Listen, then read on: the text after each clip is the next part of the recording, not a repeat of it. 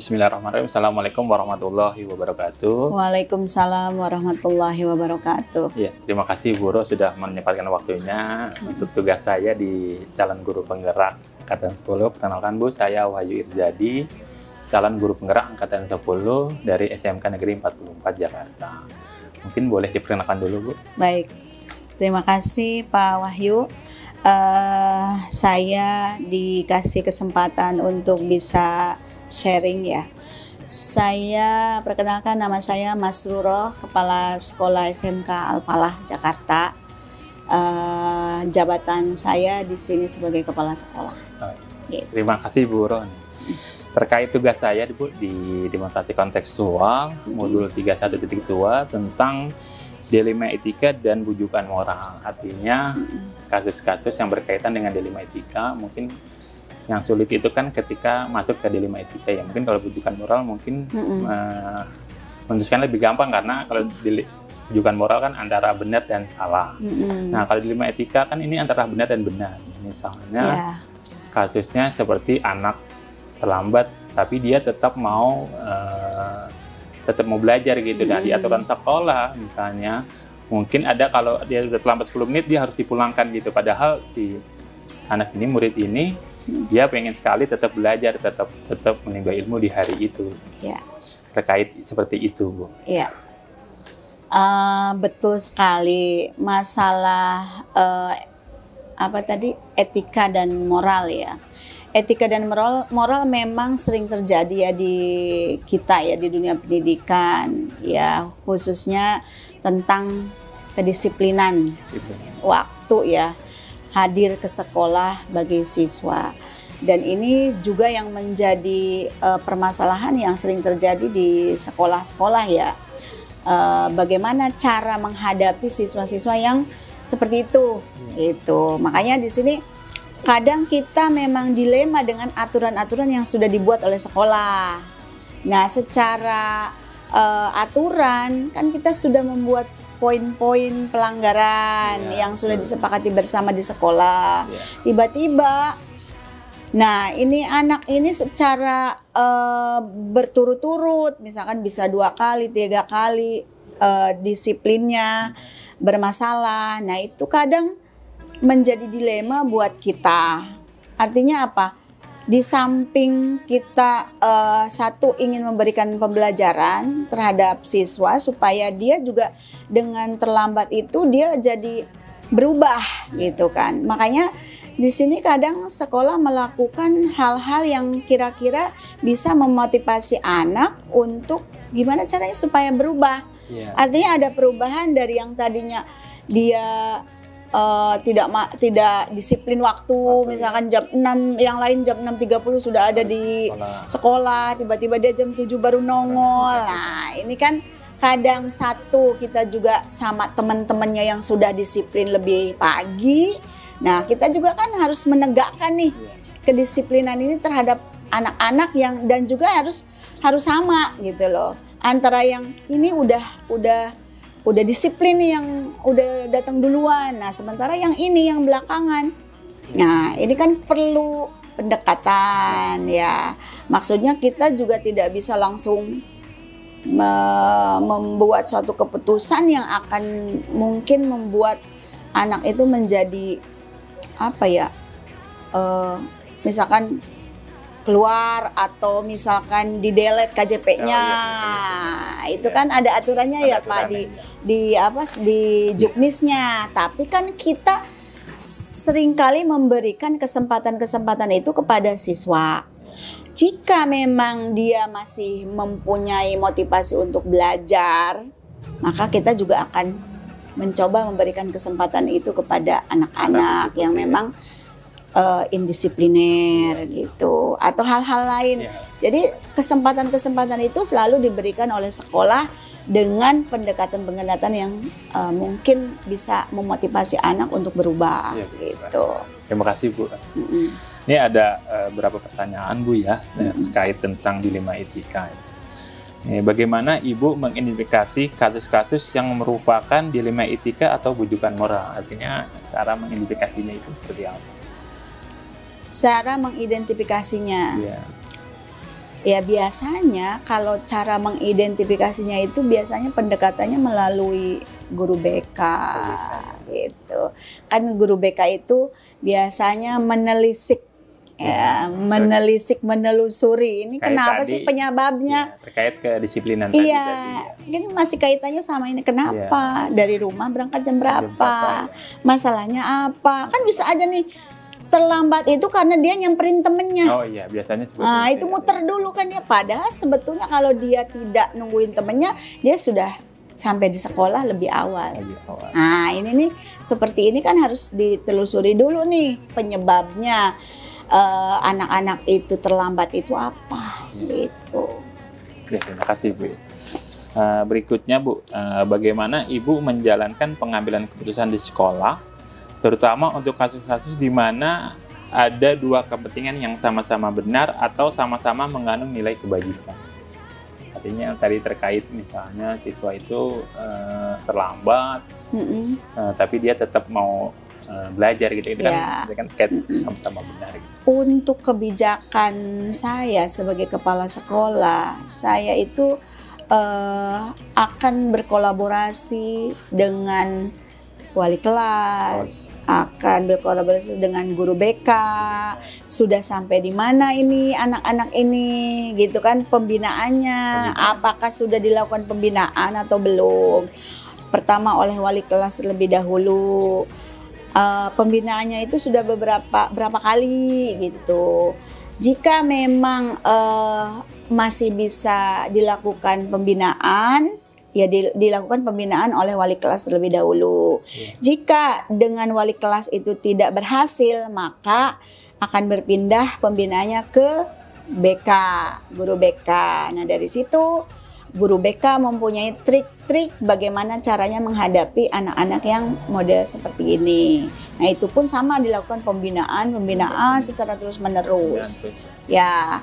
Nah, jika misalkan nih guru BK sudah melakukan hal yang sama, maka selanjutnya akan dipanggil orang tuanya, siswanya. Ini apa nih? Nah, apakah cocok nih antara, kan biasanya informasinya kalau menurut anaknya A, bicaranya kalau orang tuanya B. Nah, kita kumpulkan nih dua-duanya antara si siswa dengan orang tuanya. Kalau perlu berarti kan kalau di sini berarti dua-duanya hadir, dibina dua-duanya antara siswa dan orang tua gitu. Biasanya kalau sudah dipanggil dua-duanya itu anak berubah. Itu sampai mentok di situ, biasanya anak berubah. Alhamdulillah. Karena apa? Jadi kita mendengarkan kedua belah pihak. Anaknya katanya begini, orang tuanya begini. Nah, di sini berarti kita mengarahkan atau melakukan pembinaan siswa dan orang tua. Gitu. Terima kasih Bu. Terkait langkah-langkah atau prosedur seperti apa yang biasa Ibu lakukan selama ini? Langkah-langkahnya untuk penanganan yang tadi seperti kasus tadi. Penanganannya itu tadi apa? Sebenarnya kan, sebenarnya di langkah-langkahnya itu ada 9 langkah nih Bu di pengambilan dan pengujian keputusan. Yang pertama itu adalah mengenali nilai-nilai yang saling bertentangan. Artinya berikutnya adalah menentukan siapa yang terlibat dalam situasi ini. Nah, yang terlibat tadi mungkin kalau yang tadi berkaitan itu berarti kan siswa ya. Siswa, betul. Terus kumpulkan fakta-fakta yang relevan dengan situasi ini. Fakta-faktanya apa saja? Berikutnya adalah pengujian benar atau salah. Ada uji legalnya nih, uji legal, uji regulasi, terus ada uji intuisi, terus berikutnya ada uji publik juga, ada uji panutan juga, idola gitu.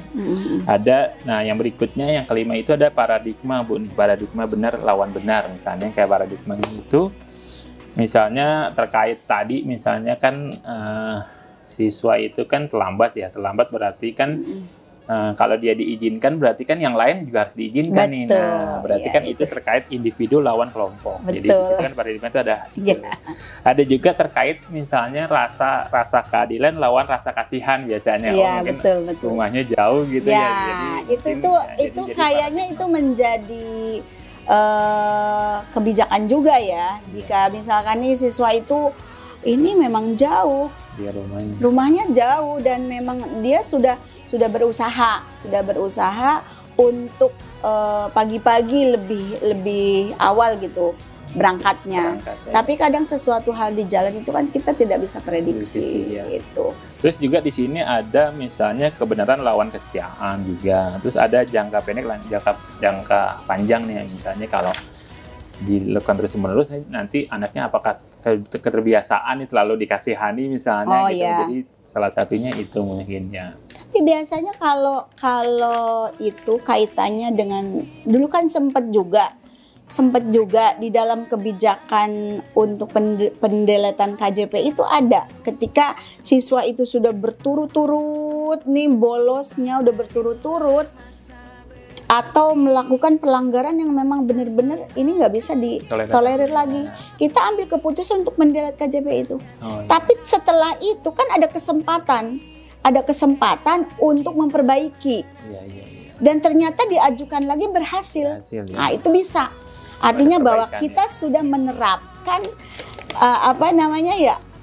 kebijakan yang memang kebijakan itu untuk merubah siswa gitu loh. Yang tadinya memang dia selalu indisipliner, terus kemudian dengan cara seperti itu dia bisa berubah. Dan alhamdulillah bisa selesai gitu. Terus terkait tadi 9 langkah itu, yang berlanjutnya adalah ada melakukan prinsip resolusi. Yang ketujuh itu ada implikasi opsi dilema. Berikutnya adalah buat keputusan. Habis itu diambil keputusan dan refleksi. Artinya berarti di Guru ini sudah mengikuti 9 langkah. Sudah. 9 langkah. Alhamdulillah sudah. Ya. Dari mulai identifikasi masalahnya, terus langkah-langkahnya, langkah penyelesaian ya. Misalkan dari mulai langkah pertama sudah, langkah kedua sudah, ketiga sudah, sampai harus memutuskan yang terbaik gitu lah. Itu sudah dilakukan. Terima kasih, Bu. Ya. Nah, berikutnya adalah hal-hal apa saja yang selama ini Ibu anggap efektif dalam pengambilan keputusan pada kasus-kasus dilema etika. Jadi tadi efektif. Apa ya tadi?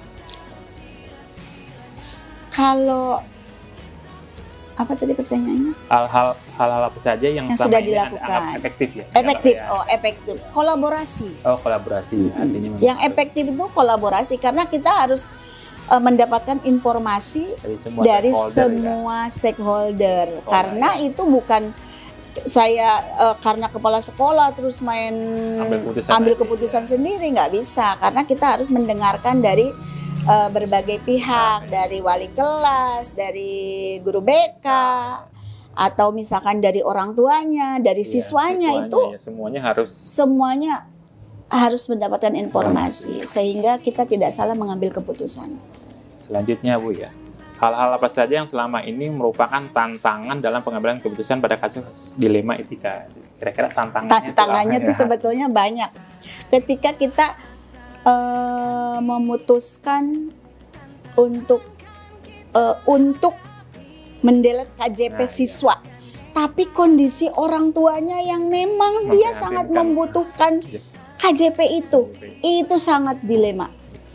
Di satu sisi ini anak itu harus berubah, tapi di satu sisi kita juga nggak tega kalau seandainya ini anak KJP-nya didelet karena kaitannya dengan ekonomi orang tuanya.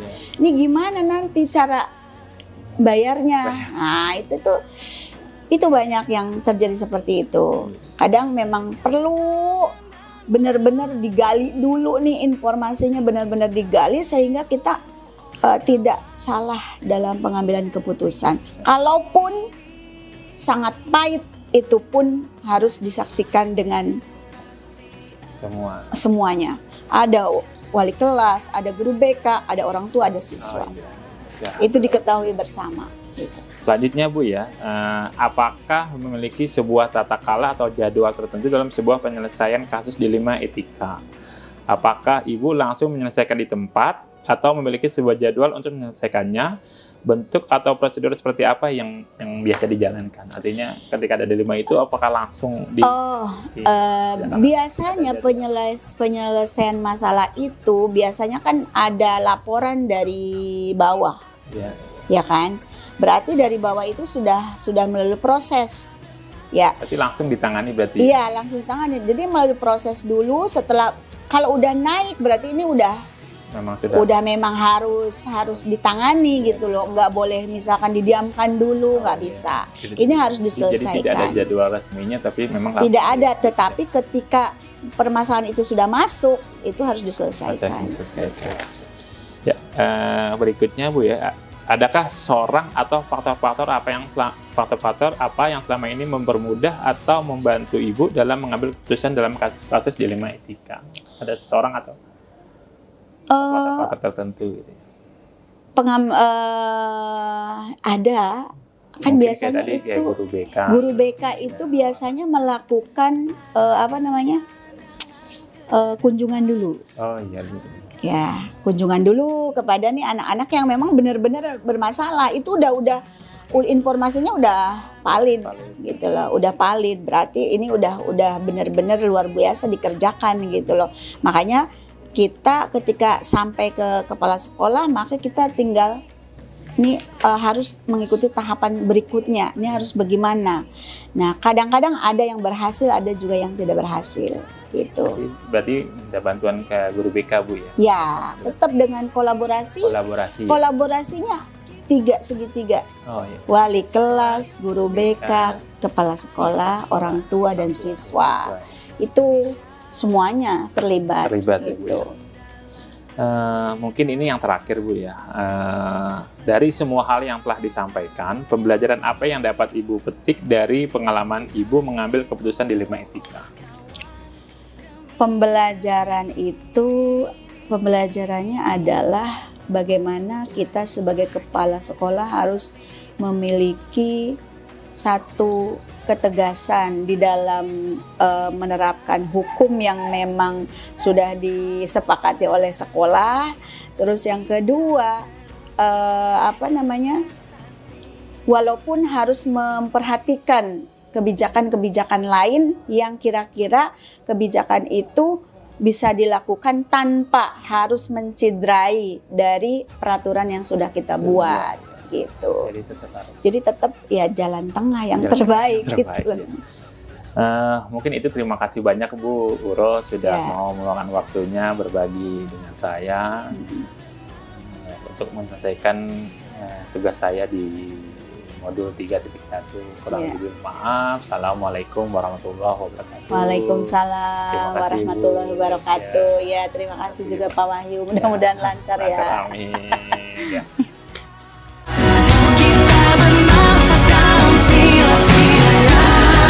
Ya, assalamualaikum warahmatullahi wabarakatuh. Waalaikumsalam warahmatullahi wabarakatuh. Selamat pagi Bu, apa kabar? Baik Pak Wahyu, gimana, sehat? Sehat, alhamdulillah. Ini Bu, saya terkait kegiatan di modul 3.1 tentang pengambilan keputusan. Saya ada tugas untuk wawancara dengan kepala sekolah. Sebelumnya boleh kenalkan diri dulu Bu, nama dan tempat tugas. Ya. Baik, terima kasih Pak Wahyu yang sudah memberikan kesempatan kepada kami paling tidak untuk mencari solusi atau sharing terkait dengan pembelajaran. Tapi sebelumnya saya akan memperkenalkan diri supaya Pak Wahyu paling tidak untuk menegaskan kepala sekolahnya namanya siapa, dan juga kami terus terang aja ikut menyupport kepada guru penggerak tersebut. Nama saya Triwindarti dari SMK Negeri 44 Jakarta. Ya, baik, terima kasih. Terima kasih Bu ya. Kita mulai Bu. Yang pertama adalah selama ini bagaimana Ibu dapat mengidentifikasi kasus-kasus yang merupakan dilema etika atau bujukan moral? Ya, baik Pak Wahyu.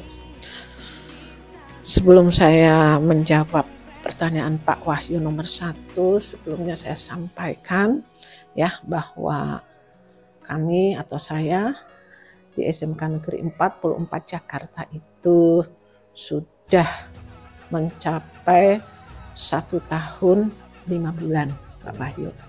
Tentunya dengan usia tersebut saya sedikit bisa mendampingi Bapak Ibu guru, ya, dan juga bisa memappingkan antara kasus-kasus etika dan atau bujukan moral. Etika itu kan maksudnya adalah etika-etika atau aturan-aturan yang ada di SMK Negeri 44 Jakarta, ya kan Pak? Nah, bagaimana saya mengidentifikasikan? Tentunya kami satu mengamati, ya, mengamati, dan saya juga menjajaki daripada komunitas SMK Negeri 44 Jakarta, yaitu yang terdiri dari keluarga besar, ya, yang dari kepala sekolahnya, tata usahanya, dan juga guru-gurunya, dan juga staf tata usaha, sampai ke level yang paling bawah, yaitu caraka. Karena itu sangat penting untuk kehidupan daripada sekolah tersebut, Pak. Jadi di sini saya mengidentifikasinya berdasarkan pengamatan terlebih dahulu. Ya, pengamatan dan pendekatan secara positif, gitu Pak. Itu kasus-kasus khususnya di etika atau bujukan moral tersebut, Pak. Ya, karena kan etika itu kita bagaimana cara menerapkan aturan-aturan yang ada, tapi kalau bisa itu menyentuh kepada yang bersangkutan, itu yaitu masyarakat sekolah, itu. Ya, itu jadi saya mengamati, ya, terutama. Yang kedua, selama ini bagaimana Ibu menjalankan pengambilan keputusan di sekolah Ibu, terutama untuk kasus-kasus di mana ada dua kepentingan yang sama-sama benar atau sama-sama mengandung nilai kebajikan? Baik, ini kasus ya Pak ya. Kasus tadi yang pertama itu bagaimana saya melakukan, atau boleh dikatakan tahapan awal ya Pak ya. Tahapan awal saya untuk bisa mengidentifikasikan kasus-kasus yang ada tentunya di SMK Negeri 44 Jakarta. Nah, sekarang Bapak menyampaikan bagaimana cara menjalankannya untuk pengambilan keputusan. Kami punya strategi Bapak. Tentunya strategi itu untuk kembali kepada pembelajaran yang menitik beratkan kepada siswa. Ya, itu yang kami dapatkan dari teori bahwa pembelajaran merdeka itu adalah menitik beratkan kepada siswa. Oleh karena itu, kami pun punya strategi untuk mengambil suatu keputusan. Tentunya dengan melakukan misalkan itu tadi observasi, diklat, dan lain sebagainya ya. Nah, di sini kami akan bisa mengambil suatu keputusan ya, karena suatu keputusan itu akan menjadi tolak ukur ya, tolak ukur di mana kepala sekolah itu untuk beranjak. Mulai dari mana? Nah, disinilah saya selaku pimpinan di SMK Negeri 44 Jakarta, kita harus mengingat pentingnya daripada pengambilan keputusan yang sama-sama itu akan mendapatkan suatu hasil yang bijak, kebajikan-kebajikan yang ada. Ya, khususnya untuk tentunya guru, karyawan, dan lain sebagainya. Kalau salah keputusan kan nggak baik ya Pak ya. Nah, contoh kasusnya misalkan ya Pak, saya ambil aja contoh kasusnya seperti kemarin 1 tahun saya di sini terkait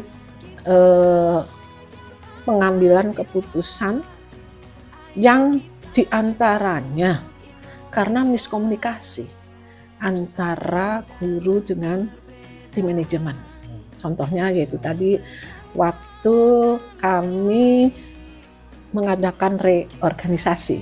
Paham ya Bapak ya? Pernah ya, ini hanya salah satu contoh, kebetulan saja. Saya tidak ini, tapi salah satu contoh. Waktu itu kalau tidak salah nih ya, kan tentunya kepala sekolah itu harus bisa mengambil keputusan itu untuk nilai-nilai kebaikan sesuai dengan visi misi SMK-nya. Contohnya kemarin itu tadi, pemilihan tim manajemen tentunya harus ada dasarnya.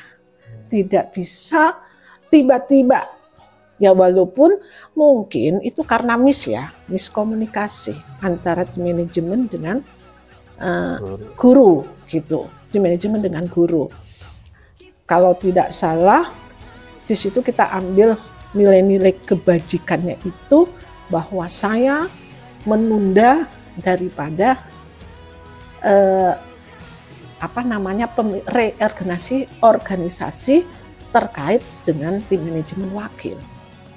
Kalau untuk reorganisasi Kakom, karena kebutuhan, kan kita juga harus bisa menyelaraskan. Jadi tidak bisa antara kasus yang satu dengan kasus yang kedua itu kita samaratakan untuk kebutuhan kelangsungan daripada SMK Negeri 44. Nah, itulah yang saya mengambil kebajikan-kebajikan dan memutuskan kebijakan-kebijakan, ya, yaitu tadi contohnya menunda. Karena apa? Segala sesuatunya untuk mengadakan, apalagi di tingkat level, boleh dikatakan kalau wakil itu kan ring 2, ya, ring 2 daripada di sekolah, ya Pak. Nah, disinilah kepala sekolah harus bisa tegas, bukan diktator, ya, saya sampaikan, bukan diktator, tapi ngambil keputusan.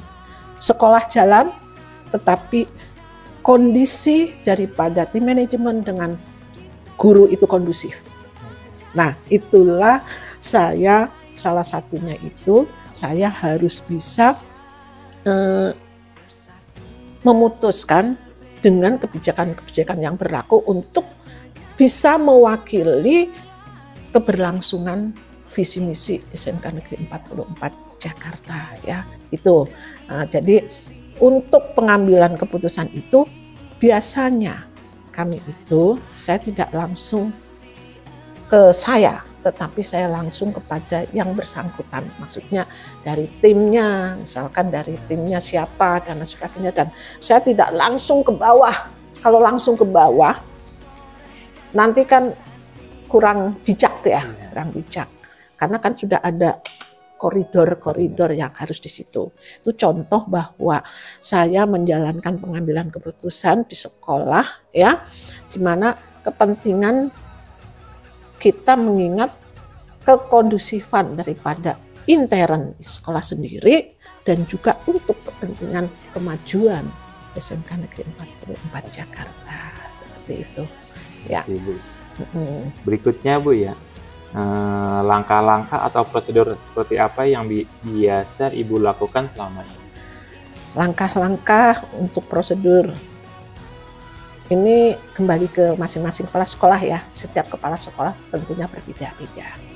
Dan saya yakin tujuan utama kepala sekolah itu tentunya untuk kemajuan yang dipimpin, yaitu di mana beliau berpijak. Seperti saya di SMK Negeri 44 Jakarta. Untuk secara pribadi, saya pun langkah-langkah atau prosedur apa yang bisa saya lakukan untuk hal-hal untuk kemajuan SMK Negeri 44 Jakarta. Semua lini atau tim manajemen yang ada di SMK Negeri 44 Jakarta itu kami delegasikan pekerjaan. Jadi seorang pemimpin kita harus punya sifat mendidik. Yang kedua adalah sebagai entrepreneur. Di antaranya seperti itu, mendidik. Maksudnya mendidik seorang pemimpin itu jangan sampai kasus-kasus pekerjaan-pekerjaan yang ada di lembaga tersebut diselesaikan sendiri. Nah, makanya di sini saya mengambil suatu langkah bahwa kalau di SMK Negeri 44 Jakarta, dari saya ke tim manajemen wakil Kalau tim manajemen wakil masih bisa di breakdown kepada berikutnya, yaitu Kakom atau ketua kompetensi. Nah, ketua kompetensi baru kepada yang ke bawah. Jadi sifatnya adalah bertahap dari lini 1 sampai lini yang ini. Maksudnya adalah untuk mendidik supaya suatu saat Bapak Ibu guru atau tim manajemen atau tata usaha itu tentunya akan berkarya. Jadi ilmunya tidak di kepala sekolah saja. Itu untuk mengambil keputusan. Jadi itu langkah-langkah saya. Lini 1 dan berikutnya. Oke. Berikutnya Bu ya. Hal-hal apa saja yang selama ini Ibu anggap efektif dalam pengambilan keputusan pada kasus-kasus dilema etika? Hal-hal yang efektif pengambilan keputusan. Secara pribadi, saya selalu bermusyawarah. Musyawarah. Yaitu tadi saya sampaikan di poin yang ketiga, saya tidak mau selaku pimpinan itu melakukan regenerasi atau mendidik daripada gurunya. Karena di sini bahwa hal-hal itu, permasalahan-permasalahan yang muncul itu kita lakukan bersama-sama, insya Allah akan terselesaikan dengan baik. Dan juga tentunya kita sama-sama belajar antara pemimpin dengan bawahan, bukan bawahan, seorang guru, teman-teman guru seperti itu. Karena di dalam sekolah itu tidak ada bawahan, tidak ada atasan, tetapi kita saling melayani sesuai dengan tupoksinya masing-masing. Seperti itu. Ya, jadi pengambilan keputusannya itu yaitu tadi saya bermusyawarah ya dengan timnya. Berikutnya Bu, hal-hal apa saja yang selama ini merupakan tantangan dalam pengambilan keputusan pada kasus-kasus dilema etika? Jadi tantangannya. Tantangannya ya Bapak ya. Setiap di sekolah itu homogen ya. Apa? Bermacam-macam karakter. Heterogen apa homogen? Ya, heterogen ya. Jadi macam-macam karakter. Karena kita juga di sini apa? Masyarakat sekolah kan ada siswa, ada guru, ada TU, ada kepala sekolah, ya kan? Ada kepala sekolah di sini. Menurut saya selama 1,5 tahun tantangannya itu menghadapi seluruh masyarakat SMK Negeri 44 Jakarta yang heterogen, yang jamak ya, banyak gitu loh, yang banyak gitu loh karakternya dengan berbagai macam. Jadi kita bisa menyikapi, menghadapi, ya tentunya sesuai kebutuhannya. Dan setiap individu, baik itu Bapak Guru, itu karyawan TU, itu punya karakter beda-beda. Nah, untuk menghadapinya tentunya kita sesuaikan. Tentunya sesuai dengan dasar-dasar hukum yang sudah ada sebelumnya, yaitu tadi dari pemerintah, dari intern kita sendiri, harus ada dasar hukumnya, gitu. Itu yang kami pegang, Pak. Itu ya.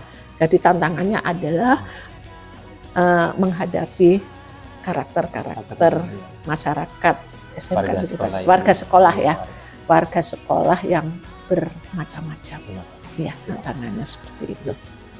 Berikutnya Bu, apakah Ibu memiliki sebuah tata cara atau jadwal tertentu dalam sebuah penyelesaian kasus dilema etika? Apakah Ibu langsung menyelesaikan di tempat atau memiliki sebuah jadwal untuk menyelesaikannya? Bentuk atau prosedur seperti apa yang Ibu bisa jelaskan? Ya. Ini adalah apakah saya punya jadwal atau tidak. Kasus atau masalah itu tidak selalu datang tidak terjadwal ya.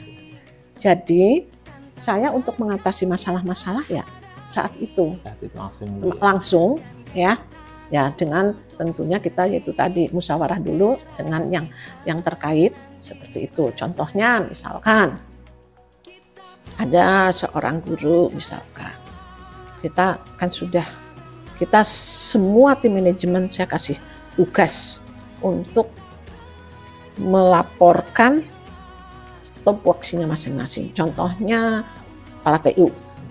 Kepala TU kan termasuk tim manajemen ya. Beliau adalah mengurusi tentang administrasi absensi. Misalkan seperti itu. Ayo tolong absensi baik itu karyawan maupun ini direkap. Misalkan gitu direkap. Terus siapa yang melebihi nih sesuai dengan aturan-aturan yang ada. Nah, disitulah baru saya akan menyelesaikan dengan orang yang bersangkutan. Dengan cara dipanggil secara pendekatan ya. Pendekatan nanti bertahap. Kalau masih ini juga kita BAP dengan catatan-catatan yang ada. Seperti itu. Terakhir kalau memang mentok, ya apa boleh buat. Karena kan tugas saya hanya mencatat. Ya, mengamati, mencatat, tapi saya berusaha terus terang aja.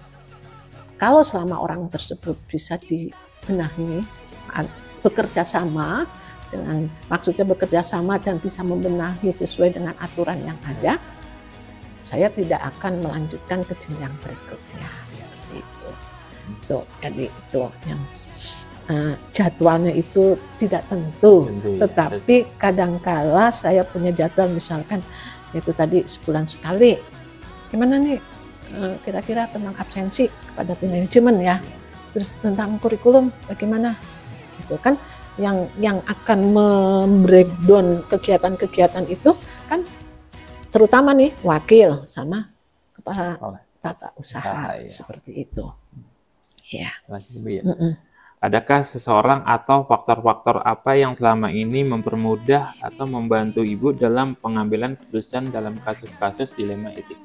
Adakah seorang atau adakah seseorang atau faktor-faktor apa?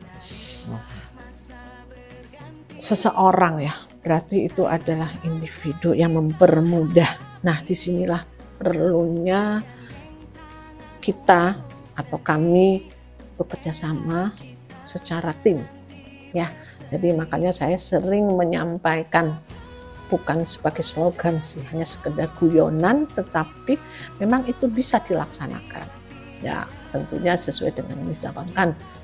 Jangan sampai ada dusta di antara kita ya, seperti itu kan, itu kan guyonan, tetapi ayo kita lakukan. Insya Allah dengan melakukan seperti itu, tim kita akan maju terus. Tidak ada suujon antara kita seperti itu. Nah di sini adakah seseorang? Kalau kami tidak perorangan ya, maksudnya kita selalu bekerja dengan tim seperti itu untuk segala keputusan. Kecuali memang sudah tidak bisa dengan tim, ya kecuali dan mungkin hal-hal yang sangat harus di skip dan ini kita lakukan secara individu aja seperti itu. Jadi tidak ada seseorang yang akan maksudnya yang mempermudah saya, udah deh saya cenderung ke ini nih, gitu ya. Terus ini tadi kita tetap harus melihat ke profesionalnya gitu loh. Kalau orang itu profesional apa salahnya gitu. Cuma kita kan juga harus pertimbangkan nih antara sikap dengan keprofesionalnya orang tersebut gitu. Jadi tidak hanya perorangan saja, tidak. Buat tim Ibu ya. Ya, jadi tim. Yang terakhir nih Bu mungkin ya. Dari semua hal yang telah disampaikan, pembelajaran apa yang Ibu dapat petik dari pengalaman Ibu mengambil keputusan dilema etika? Pembelajaran yang bisa saya petik ya, bahwa segala sesuatunya, baik itu organisasi atau kekeluargaan atau boleh dikatakan berteman, itu kuncinya adalah komunikasi.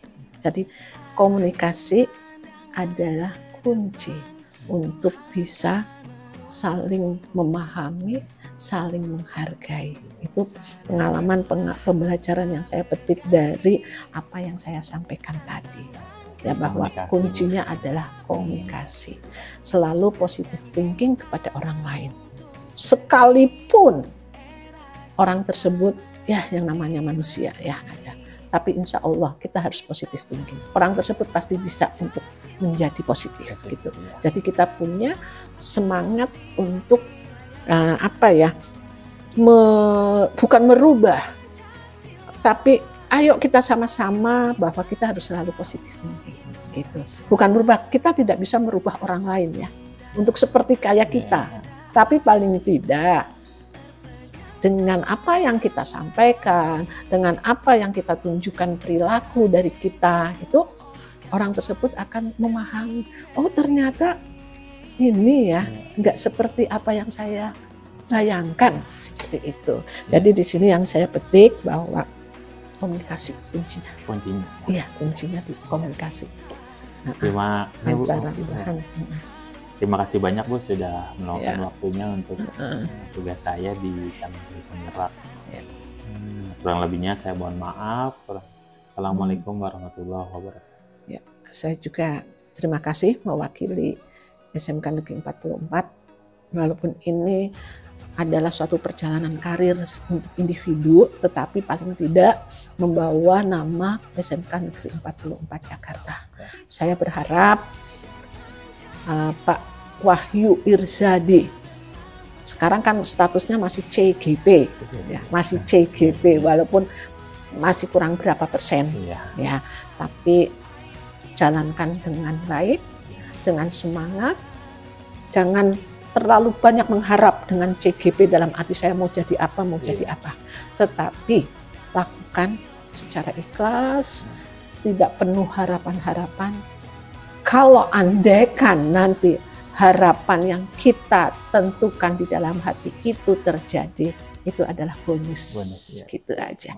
Bonus dari Allah. Itu pesan harapan saya sebagai pimpinan. Mungkin itu aja. Selamat berjuang sampai titik darah penghabisan ya untuk mendapatkan sertifikat CGP. Terima kasih banyak Bu. Terima kasih banyak. Terima kasih sama-sama. Sadarilah masa berganti.